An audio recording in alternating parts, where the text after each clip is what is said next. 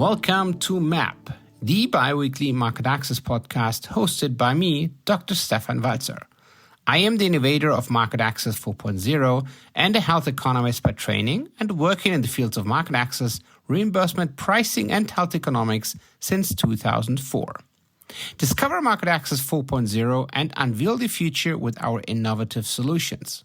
Max Insights, our fast and easy AI-based reimbursement planning platform. Dobo, our new revolutionizing way of creating reimbursement dossiers across the globe with the first and only dossier writing AI bot. Cubo, our new AI-based objection handling platform. And Waffle, train with Waffle's virtual reality genius in an immersive environment and with an AI-based counterpart. We are Market Access 4.0. So check out our website, marketaccess4-0.com. And now let's dive into the current discussions, processes, and trends in market access across the globe. Welcome to another episode of MAP, the Market Access podcast. Today we have a special guest, Doug Niven, and I think Doug really fits perfectly to the discussion topic of today, I think, which is, as we discussed as well a bit before, Doug, which is more like market access in Europe. Where do we stand currently and what do we expect in the near future? A lot is currently happening. A lot is being discussed. So before digging into some of those details, maybe, Doug, you can as well introduce yourself to anybody who doesn't know you as of now. Well, thank you very much, Stefan. Thank you for having me on your show. I'm Doug Niven, and I'm a consultant in more strategic market access.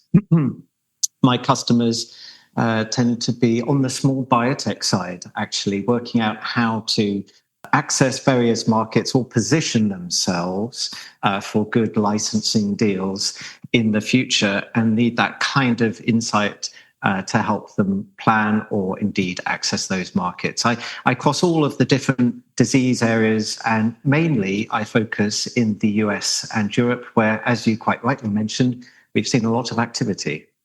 Yes, no, absolutely. I mean, and I think out of those activities, I think we probably touch bases, especially probably also on a couple of those during the next couple of minutes. But sure, before getting into some of those details, I mean, some are basically saying Europe is at least taken or has been taken a bit of a leading role in providing access to health innovations across the globe. I know that this is also being, let's say, a bit heavily discussed, especially when we speak maybe with more US leaders. But in general, if you would be thinking generally, if you agree or would not agree, right? Why would it really be so crucial, especially at this point in time for Europe, to preserve its leading role in providing access to health innovations? And maybe as well thinking about that, what are the risks if it doesn't?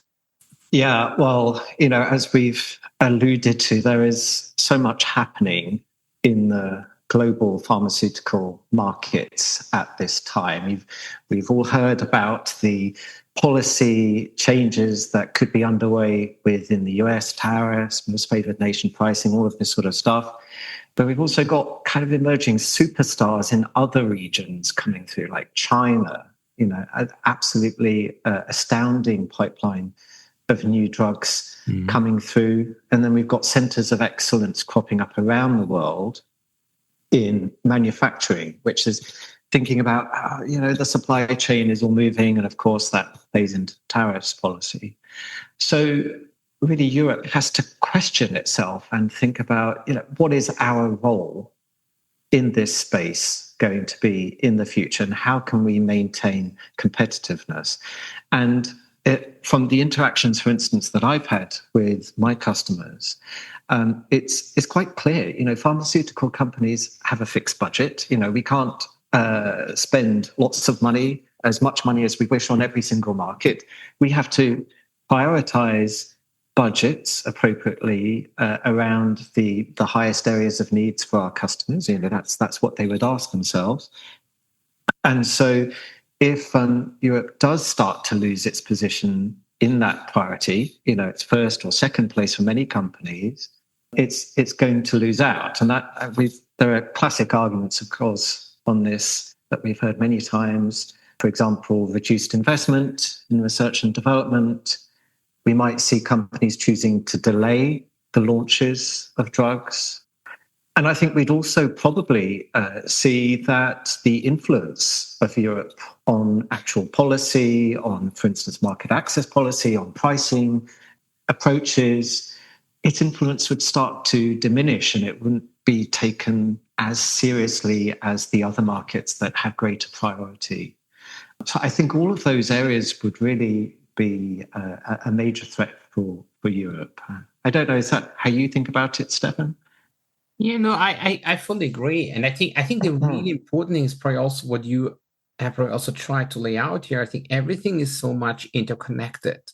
I mean, it's not just that we speak now about, let's say, pricing and reimbursement, for example, in Germany, in Poland, Denmark, and in England.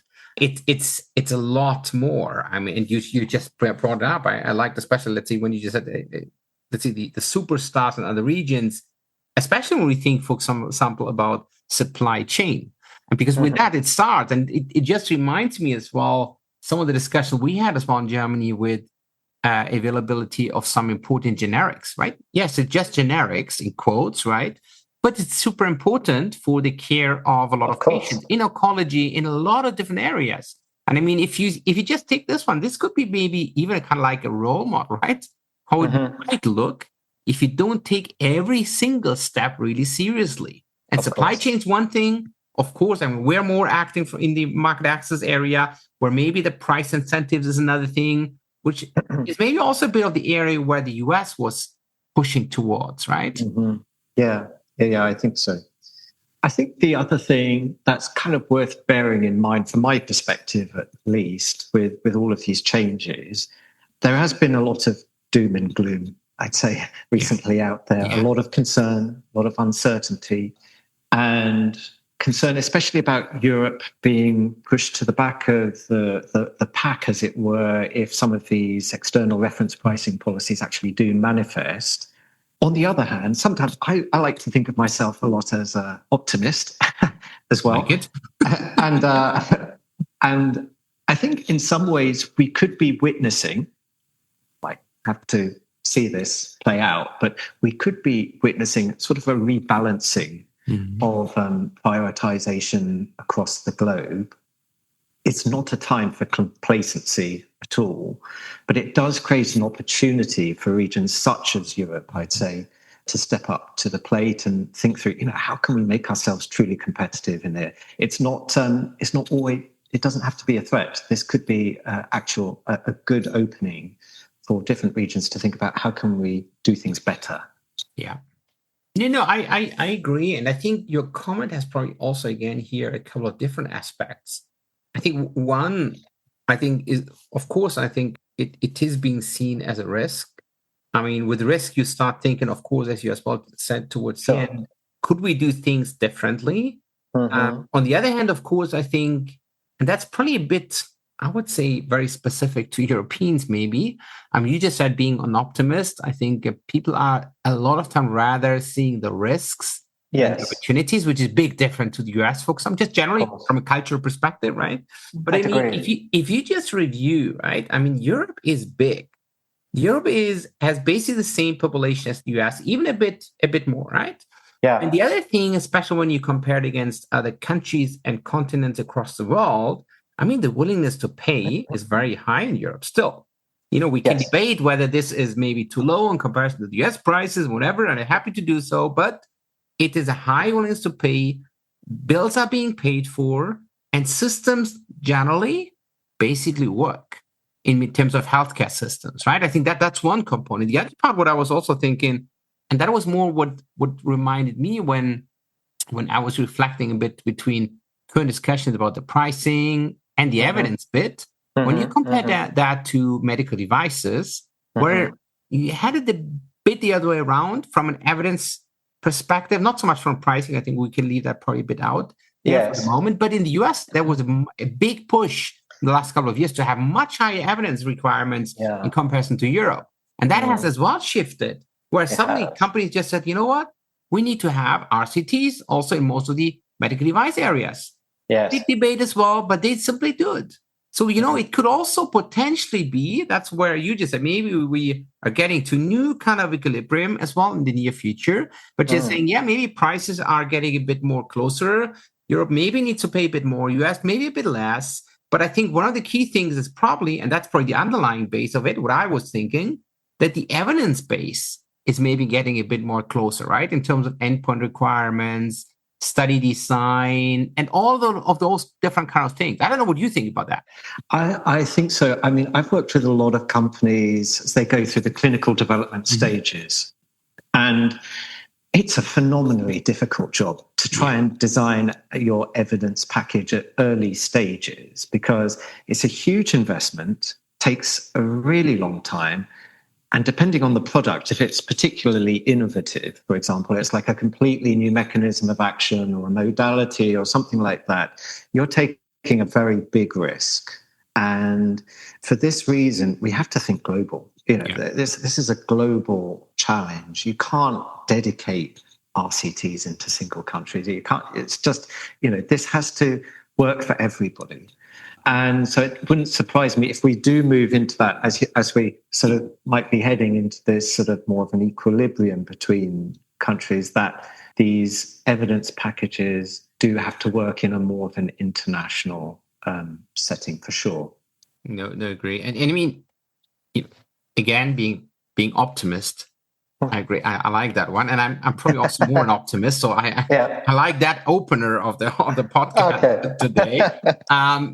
But when thinking about the current JCA concept in Europe, you could argue, let's say from a technical perspective, it's maybe not yet the final one. Maybe call it like this, right? But when you think about the idea and trying to really harmonize in a way the whole evidence packages and everything across Europe, that's already a big endeavor.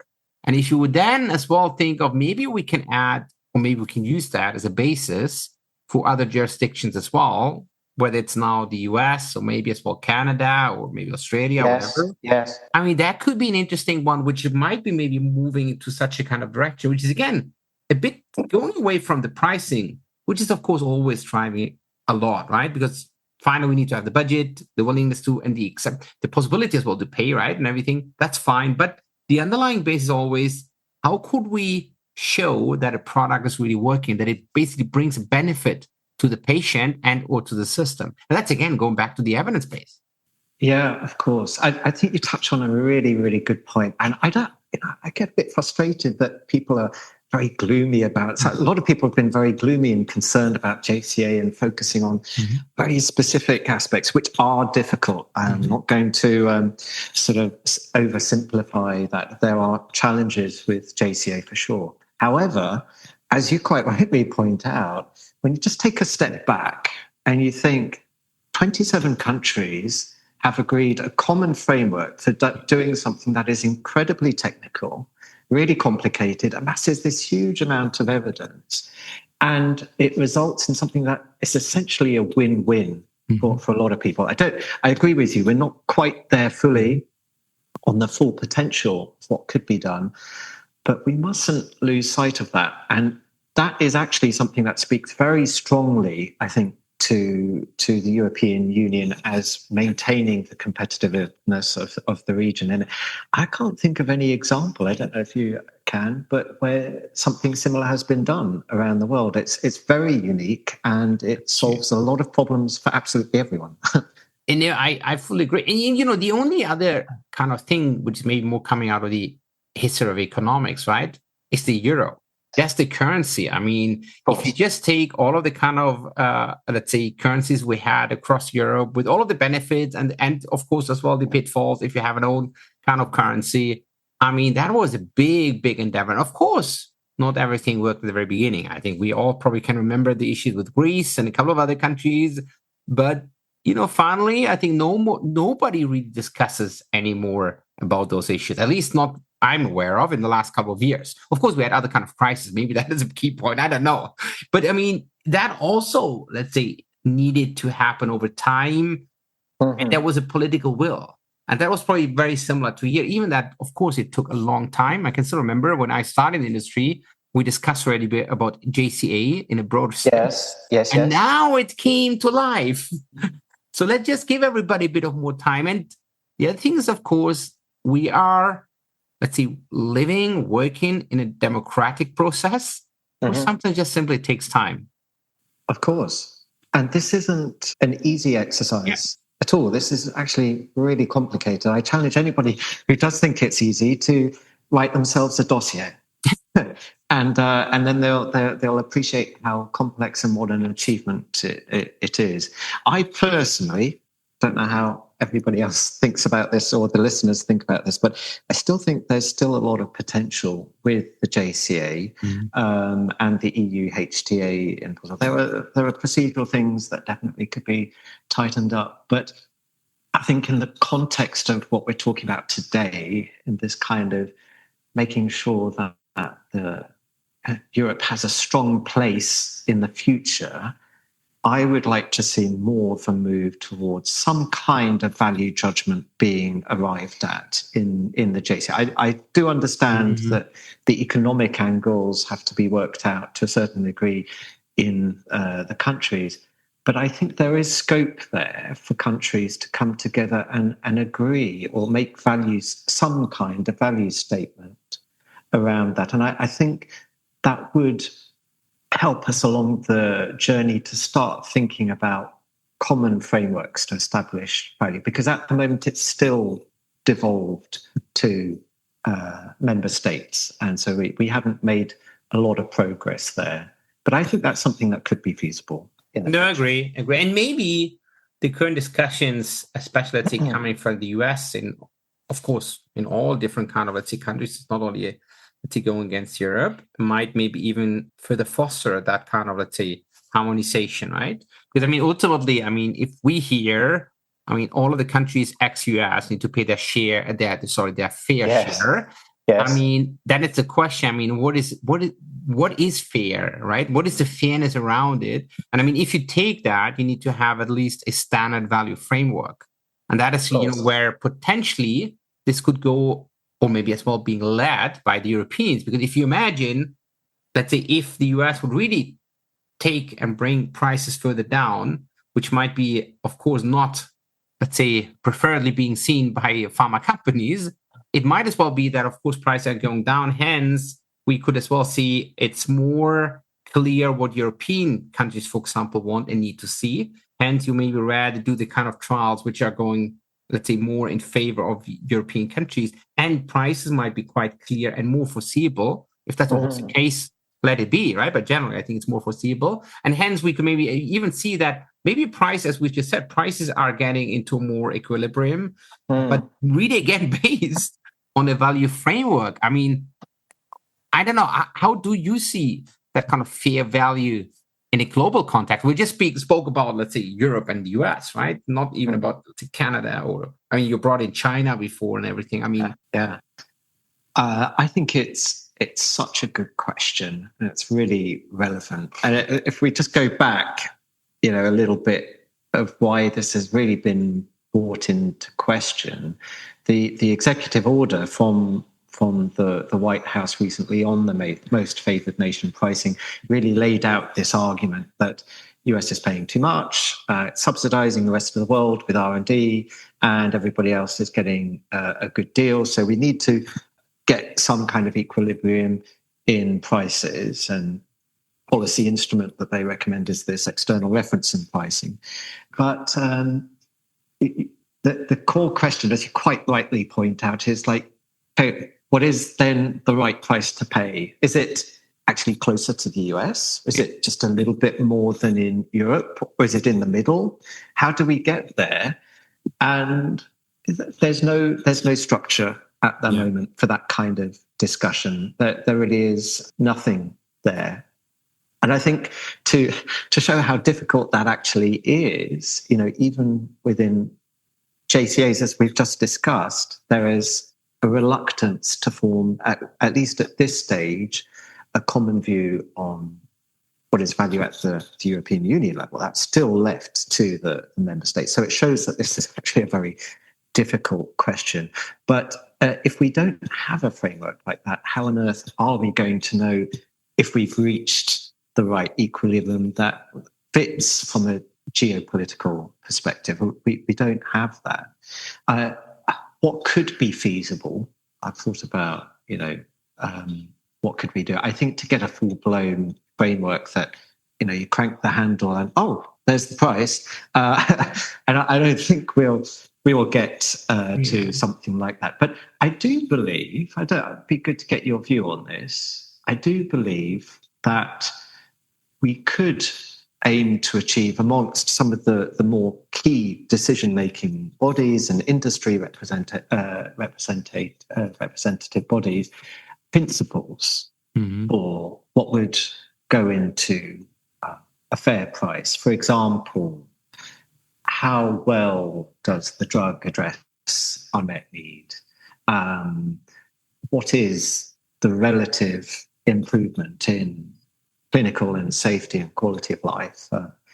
What are the costs that have been taken by the company to bring this product over the many years of development? What risks have gone into developing this technology? How many products have failed? There are so many things that I think there is a space of principles out there that I think we could agree on. We may not be able to write a formula that works out what the price is, but I think there could be some things there that would allow international agreement and to start pointing out, hang on, this doesn't feel in line with where we are. I don't know what you think about this idea. Yeah, no, I agree. And I mean, of course, let's say we need a kind of frame. And I think with the frame, I presume we also need, let's say, maybe also some kind of flexibility in terms of execution for that, right? And on top of that's maybe the third one, and then just coming back to what you just alluded. But the third one, what I was also thinking is, of course, let's say the ability to pay, right?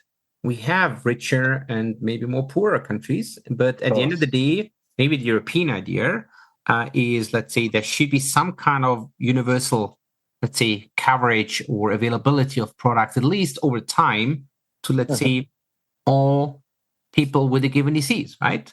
I know that this one could be debated with some different, let's say, experts from across the world, but I think that's not the topic for today. I like the idea with the principles, and I think with the unmet need, the improvement, I think this shouldn't be too difficult, to be honest. I don't think it should. No. I mean, take oncology, right? I mean, you should be able to say, look, I don't know, we have a couple of products available. There are different lines of therapies. We have guidelines. So there should at least be a kind of acceptability where you land in terms of unmet need. You could probably even agree on something like a score for that one, right? And if you're then ending up, let's say, if you have a score, just imagine from 1 to 10, and 10 maybe being the highest unmet need, and I don't know, maybe a country is choosing a 6 and the other one is a 5 and the third one is 7. That's still the same area. It doesn't really matter. But nobody would just say, this is a 1, whereas others might just say that's a 10. Even, or let's say only if, of course, in those different countries, there are different number of products, for example, available. Of course, and that might vary. But if you take everything equal, then I think that should also be, let's say, quite similar. The same with improvement, which might be even more easy. I mean, what do you want to look for? Yes, I mean, in oncology, overall survival. Yeah, of course, there's a debate on progression-free survival if we know all of the different countries. But if you take the PFS away, then you're left with overall survival, with safety, and with quality of life, where everybody could agree on. And then it's more question, how much of an improvement I want to at least see. Is 6 weeks enough? Exactly. 3 months? Is it 6 months? Of course, that might as well vary a bit if we're speaking with, let's say, in an area like some of the lymphomas where patients live, of course, unfortunately, quite long range in the first line. But whereas with, I don't know, pancreatic cancer, I mean, they just live for a couple of weeks, maybe a few months. That's, of course, a difference. But if you take that proportionally, you should be probably able to agree on that. I think so. I think the only thing that we have to factor in are if the basket of countries, as it were, becomes very big, we start exposing ourselves to quite different health systems and different standards of care. But if there is a sort of common group of countries that more or less following similar standards of care. We shouldn't be miles out from each other, really. No, I agree. And I mean, I can still remember, it's already many years ago, but it was one of the cases I still remember when I was in the industry and I was working with the affiliate in South Africa. And it was also in oncology. And I think the product was launched in main countries, Europe, mostly, of course, as well in the US and a couple of others as well around the globe. And payers were basically just simply saying, look, we agree with the value, but we only there was a given amount of money available for patients. And then they just said, look, let's try to find a solution, either a subgroup or whatever, or volume-based, but that was a really great basis because both sides could really sit down there and then really think about what is, let's say, still a fair opportunity for the system, for the patients, and of course, as well for the company, which was, I think, brilliant. I mean, I rarely saw that, right? That is maybe why it's really stuck in my mind, but it was an interesting one. Yeah. I think there's a lot of potential for introducing novel approaches to pricing. I mean, if I was going to set out at least one of the things that I've seen recently that's very problematic, sometimes the evaluation frameworks that I think we have, they're quite rigid. It's like a methodology, and we're going to follow it for absolutely everything. And some things work perfectly fine in that framework and other things struggle. Like a good example that we saw recently are the evaluations of the Alzheimer's disease drugs that are currently going through NICE in the UK. And the problem is, as a lot of your listeners will know, is that these diseases are very slow, very, very slow. And we're talking, these drugs are targeting mild cognitive improvement. Before Alzheimer's disease becomes really start to notice the symptoms. So we're talking about very, very marginal differences in clinical outcomes. And for that, we need to set up massive studies that last very long. It's very expensive. The evidence burden is immense on these, and they're struggling through HTA assessments at the process because we're talking, really fine differences, and it's hard to get that clinical and statistical significance that's demanded. That's a good example, but there's lots of others, the trend towards personalization and all of this sort of stuff where we're starting to go into micro segments and all of this. I just feel that some of these are putting pressures on the frameworks that we have. Yeah. And we need to introduce new ways or more adaptable ways to assess drugs in the future. And I think we're starting to see that. We've got good examples already of where we can build from, but I think we need to do that. And doing that, I think, would start to also make the European region competitive. Yeah.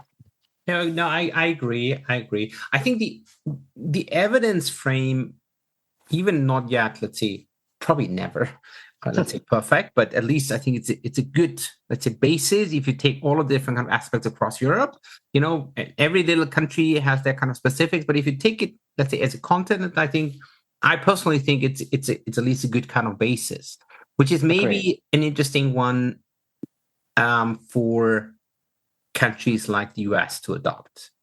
That's one thing. The other part is, of course, as well, taking some of the flexibility from the US over into Europe, right? Maybe getting a bit into the risk in a way, but from both sides, meaning being risk friendly, not just friendly, nothing more, but also from a systems perspective, because I think the Alzheimer's disease is a perfect example. Yeah.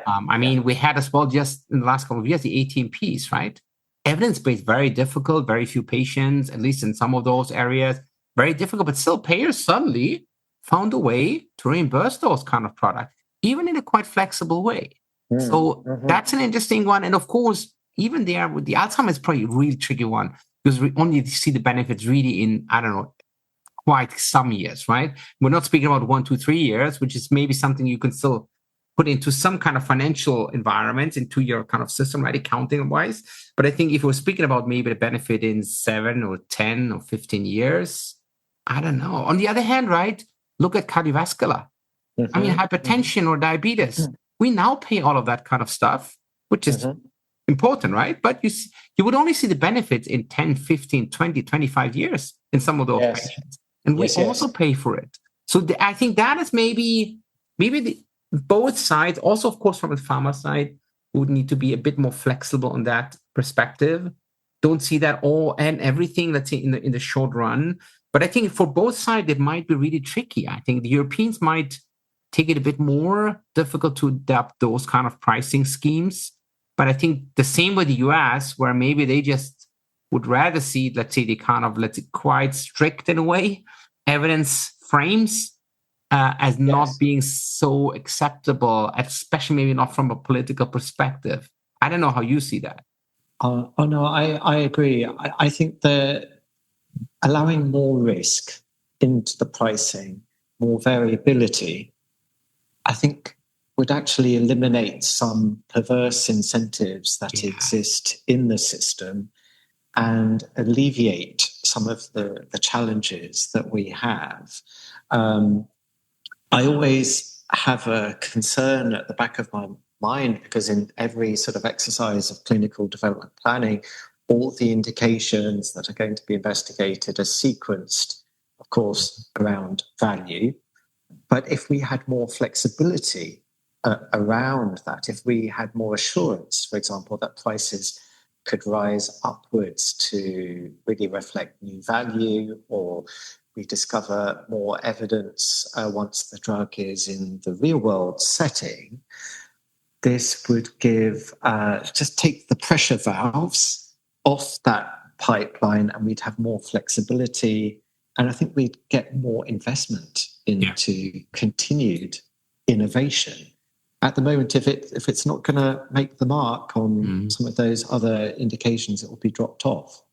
So I think having more flexibility would be actually a good win-win. But you raise a good point. Are the parties comfortable with moving into a space where there is more risk? It might be nice to be in the comfort zone. And we know that in Europe especially, the budget impact considerations are very important, form a fundamental part in many HTA exercises. So here we would need to work with that space a bit. Yeah, no, agree. We're moving a bit towards the end. And I mean, a lot of times I'm basically asking my guests as well how you would see everything moving by maybe 2030. I mean, this time I would maybe extend that a bit, because I think a couple of things, right? I mean, by 2030, we might have had another election in the US where nobody knows in which direction it would have gone or would maybe move. The other part, which is maybe even more important, I would say, especially when we think about, let's say, the frames and everything, JCA would have been dealt now with by roughly 10 years. We would now, at that time, already have enough experience with all of the different kind of products across Europe then as well. I guess the method would also be applied there. But just in general, if we think about 2035, so meaning in 10 years' time, we'll be sitting here and doing maybe a podcast, not like this. Maybe we do that very innovative and I don't know, in a virtual way, or I don't know, whatever it is. Yeah, I'll be there. Yeah, exactly. Let's do that. But how would you envision, let's say, especially the kind of two key areas in the area of pharmaceutical in country-wise? I mean, that's being said, that's probably North America with the US and then Europe in general. Where would you see those two key components of the equation moving? Personally, I do see slow but moderate progress on the US towards some kind of routine use of HTA or value frameworks. But it would be a very slow process. So maybe by 2035, there will just about be a central HTA process. Probably not, because very important to the US health system is having a decentralized system. It's a core, fundamental part of the culture. But I think we could expect to see more. We're already seeing examples of that with the Medicare price negotiations and the kind of soft influence of the ISA in the US. And with the recent round of executive orders, there's a strong desire to really tackle high drug prices in the US. So I think there is movement there. It will be cautious. I think you're quite right on Europe. We would have had very now mature JCA process. I think we might start to see more examples of countries performing the economic aspects together. Similar groups of countries, whether Eastern European countries, already seeing examples in Benelux and so on, Nordics. I think we may see clusters more routinely doing those kinds of assessments. I doubt we might be able to do full-fledged economic, a single price in Europe. I just don't think that could work. I don't think we have uniform prices in any other product outside of pharmaceuticals across Europe. So I don't think we would head to that direction, but I could see more common agreements around added value, clinical value, could become mainstream. And I think clusters of countries could certainly be making joint pricing and reimbursement type negotiations. That's possible. I don't know. What do you think? Yeah, I would agree. I think the signs are there. I mean, with the US, agree probably rather slowly, but I think it's at least probably going to that kind of direction. Maybe it also depends a bit how the economic situation will be over the next 10 years. I mean, of course, we always have those up and downs, but we never know. I mean, if you have a longer recession, that might maybe go as well a bit more into a centralized kind of thing, right? Even in the US, at least with some payers. On the European side, I agree. I think JCE is let's say, the path probably for the next 10, 15 years for pharma, for medical devices. And from an economic/price negotiation perspective, I would also envision that, especially, let's say, some of the smaller countries, more similar kind of countries might as well move together, even just to increase a bit their kind of power in negotiations, which probably makes sense. I also would not see, at least not in the near future, meaning in the next 10, 15 years, a unified kind of European price. Maybe in 15 years, we see a kind of price range, which might make a recommendation across Europe. But to me, I think this is probably more stepwise. We're currently still at that evidence piece with the JCA. Maybe the next one would be rather doing something more like a joint economic analysis, where you could as well, let's say, get some kind of ideas around, let's say, cost effectiveness, which might still be a bit of a variability, but that could be maybe the next step afterwards. And then just thereafter, you could potentially envision maybe having something on the price side. But I think that's probably it, I would guess, at least for the next 10 years. I think one thing to watch out for in the trends, and it'll be really interesting to see how it feeds into this, is the rollout of the European health data space. Which is going to support the sharing of health data across different countries. And that could facilitate a much, much more dynamic and relevant use of real-world data across countries. And that we could see that. I imagine over a 10-year time frame, we could start to see that being used routinely in either the kind of centralized HTA processes or within member states' individual assessments. And of course, technology is improving all the time outside of the European health data space. So I think that's probably a trend that could be quite disruptive, actually. We're already seeing it, right, in various areas. But I think that could be quite a major disruptor. Yeah, no, I agree, because I think that could also be a big impact on the flexible pricing as well. Exactly. And that, with that, I fully agree, because then you maybe just have, let's say, the first assessment by JC with the data you have. Would you have maybe as well, let's say, just generated for regulatory purposes. And then just thereafter, you might have a lot of real world evidence, maybe even on a routine base, right? Because we have the technology, we're just getting into it, right? Where you can then really just adjust. But then again, flexible pricing would then potentially as well mean in both directions, right?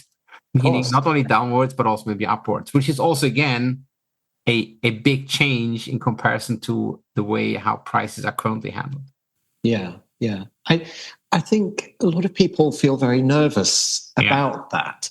But if we just take a step back and think about it, if you're paying too much for something, are you happy with that position? Generally not. Nobody is. If it turned out to be dreadful, what you purchased.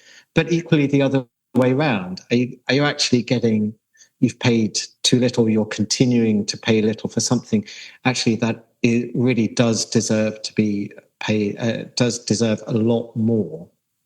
And I think this is something that we can agree on socially. I don't think it's out of the realm of people to move to that kind of way of thinking. And I agree. No, perfect, Doug. That was a great discussion. A lot of good insights. I enjoyed it a lot. I also learned a lot. So thanks a lot for it. And I'm sure we see and hear each other latest in 10 years' time, but for sure earlier. Thank you, Doug. Thank you so much for having me. Thank you. What a great discussion today with Doug Niven around Europe and the US and the current situation as of June 2025.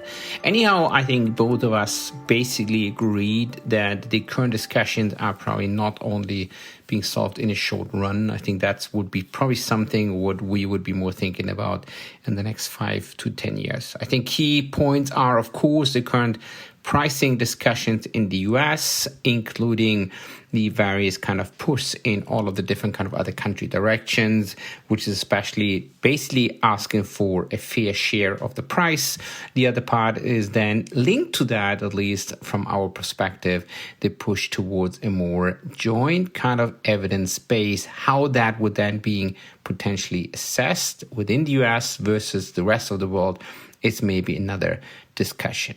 On top, of course, besides the whole kind of pricing discussions, we also see a lot happening in Europe with JCA currently being implemented earlier this year for some of the drugs available. In roughly 5 years' time, this will then also be applicable to all of other kind of drugs and including medical devices. And finally, there's also then the rollout of the health data space, which we quickly touched based upon. So exciting times, not only in the US, also in Europe and across the world. Let's watch out what and how things might be evolving in the next couple of weeks, months, and years in market access and pricing reimbursement. That was an episode of MAP, the market access podcast provided by Mars Market Access and Pricing Strategy, which is your healthcare consultancy in the German-speaking markets. MAP is available every second week with a new episode, so watch out. And in case you might have questions, contact me directly and or visit our website on www.marketaccess-pricingstrategy.de.